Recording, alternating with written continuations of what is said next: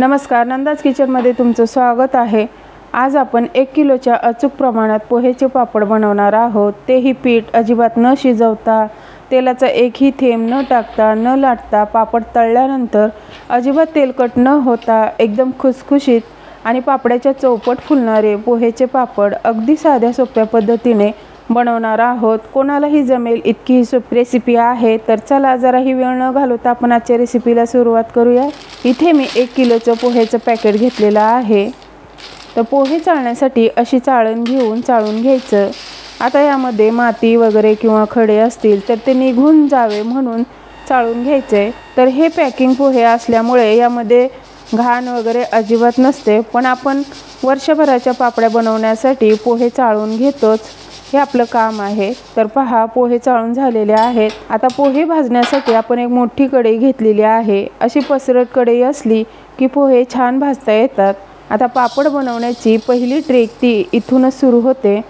कढई अगोदर गरम करून घ्यायची आणि जेवढे पोहे आपल्याला हलवता येतील तेवढेच पोहे टाकून मंद गॅसवरती हे पोहे कुरकुरीत होईपर्यंत भाजून घ्यायचे, तेही 5 ते 7 मिनिटं।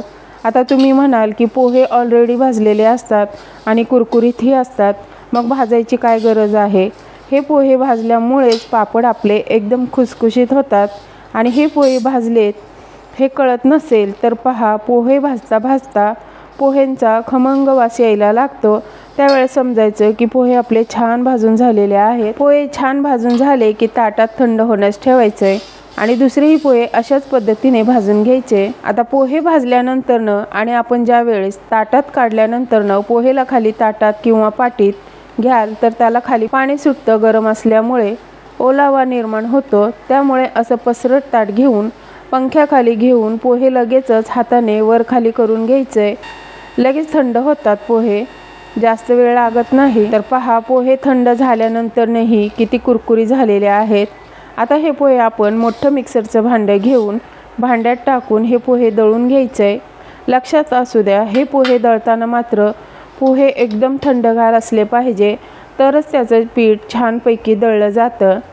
तर पहा, मस्त बारीक पीठ दळून झालेलं आहे। गव्हाच्या पिठाची जी चाळण असते त्या चाळणीनेच हे पीठ चाळून घ्यायचं। जितकी बारीक चाळण असेल तुमच्याकडे तितक्या बारक्या चाळणीने चाळून घ्यायचे। तर पहा, चाळून झाल्यानंतरही अशी थोडीशी भरड राहते। हे नंतर मिक्सरच्या भांड्यात टाकून त्याबरोबरच बाकीचे पोहे टाकून दळून घ्यायचे। तर पहा, सगळे पोहे मी बारीक दळून घेतल्यात।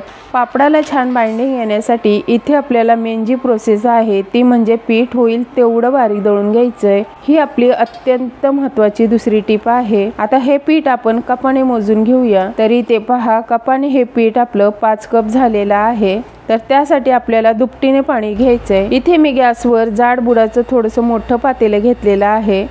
आता 5 कप पिठासाठी 10 कप पाणी घेणार आहोत। पोह्यांचे पापड बनवण्याची ही एकदम सोपी पद्धत आहे। अजिबात तुमच्या पापड्या बिघडणार नाहीत। जर मी सांगितलेल्या टिप्स तुम्ही फॉलो केल्या तर तुमच्याही पापड्या देखील बिघडणार नाहीत। 10 कप पाणी टाकून त्यावर ताट झाकून हे पाणी उकळण्यास मोठ्या गॅसवरती ठेवून द्यायचंय। पाणी उकळते तोपर्यंत आपण हे पापड बनवण्यासाठी काय काय साहित्य लागतं ते बघूया। इथे मी 2 चमचे पापड खार घेतलेला आहे, 3 चमचे जिरा पावडर, 1 चमचा भरून हिंग आणि 2 चमचे मीठ। तिखट मात्र आपल्या चवीनुसार कमी जास्त टाकायचे। इथे मी 3 चमचे लाल तिखट घेतलेला आहे। आता या वाटीमध्ये मिक्स करता येणार नाही म्हणून मी मोठी पाटी घेऊन त्या पाटीत टाकून छान मिक्स करून घ्यायचंय। ह्यांच्या पापड्याचं पीठ असं एकदम 1 किलोच्या प्रमाणात बनवून एका एअरटाईट डब्यामध्ये भरून ठेवायचं आणि ज्याही वेळेस तुमच्या सवडीनुसार तुम्हाला पापड्या बनवायच्या असतील, एकदम म्हणा थोडे थोडे म्हणा, त्यानुसार बनवायचं।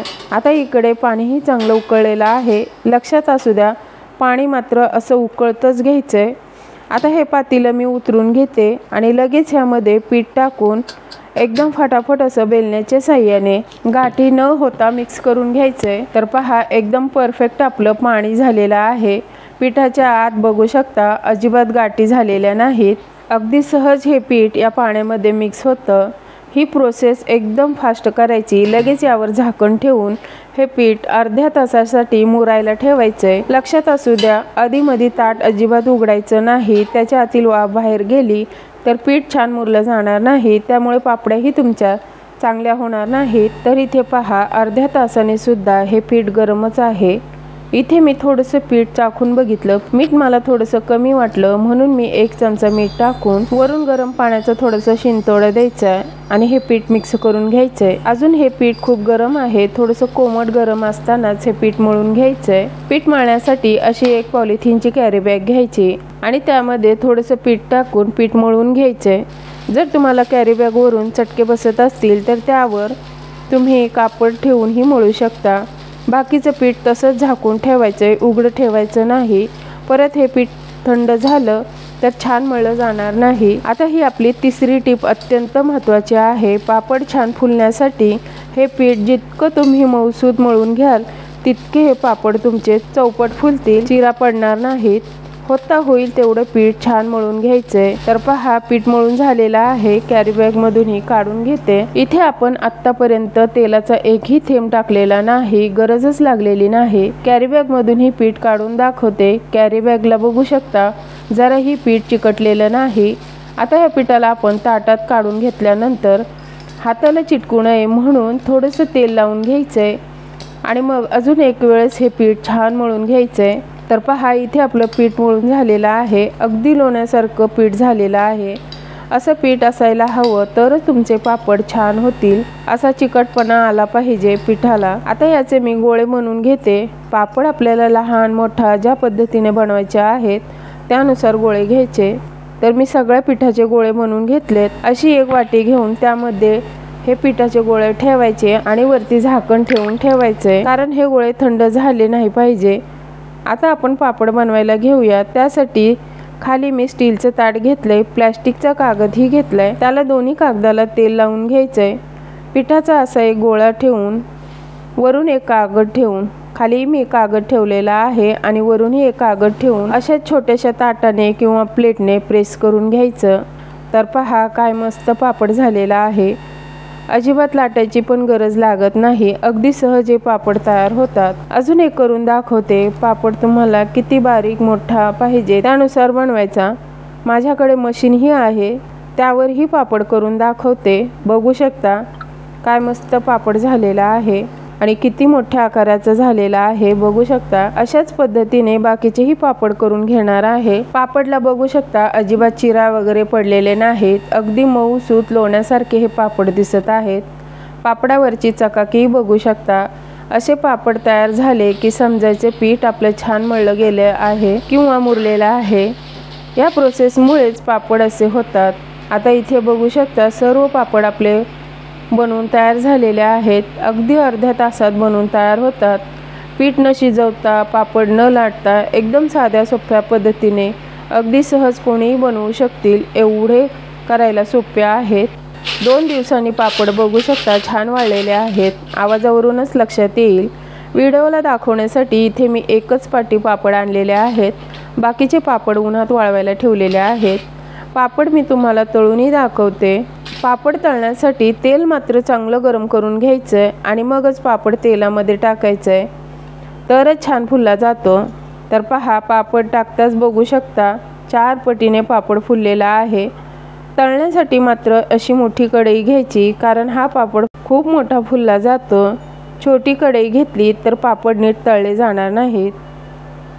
तर पहा पापड आपले सगळे बघू शकता टाकता क्षणी छान फुलत आहेत। आता तुम्हाला मी एक वाळलेला पापडही दाखवते आणि तळलेल्या पापडातही फरक दाखवते आहे की नाही 4 पटीने पापड आपला फुललेला।